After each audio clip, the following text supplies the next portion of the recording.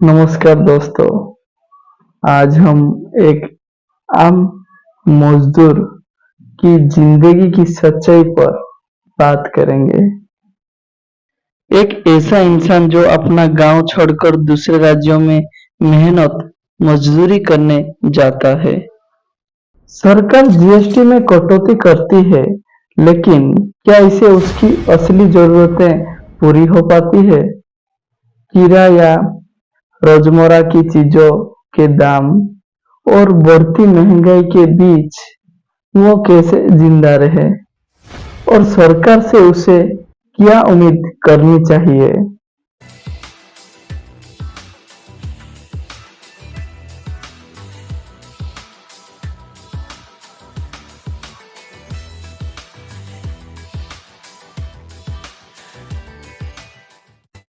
एक आम आदमी की हकीकत।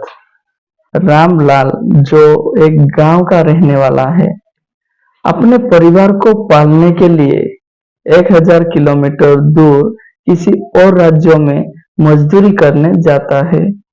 वो 6 लोगों के परिवार का अकेला कमाने वाला है। जीएसटी में कमी हुई।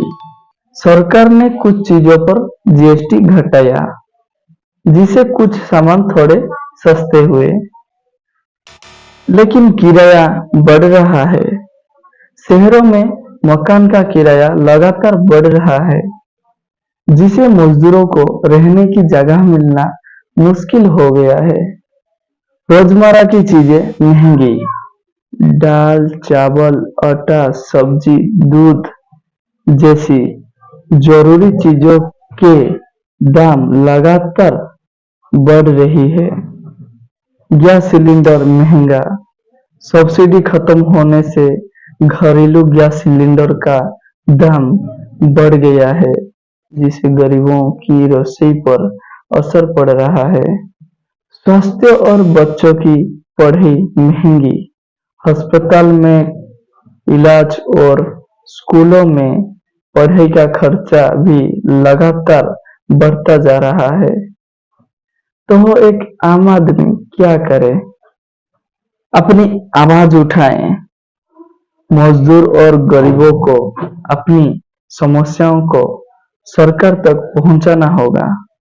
चुनाव में वोट डालने से पहले सरकार से अपने हक की मांग करनी होगी। एकजुट होकर संगठन बनाएं। अगर मजदूर और गरीब लोग एक साथ मिलकर अपनी समस्याओं पर बात करें, तो सरकार को उनके लिए योजनाएं बनानी पड़ेगी।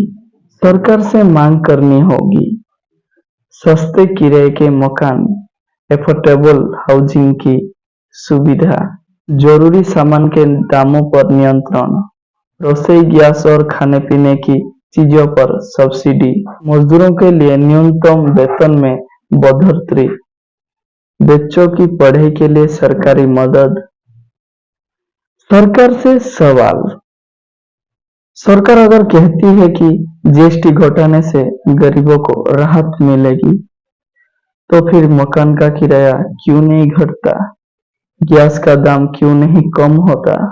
सब्जियों और खाने पीने की चीजों की कीमत क्यों बढ़ती जा रही है?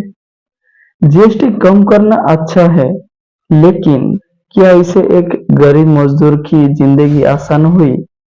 क्या सरकार को सिर्फ बड़े उद्योगपतियों की फिक्र है, या फिर मजदूरों और गरीबों की भी चिंता है?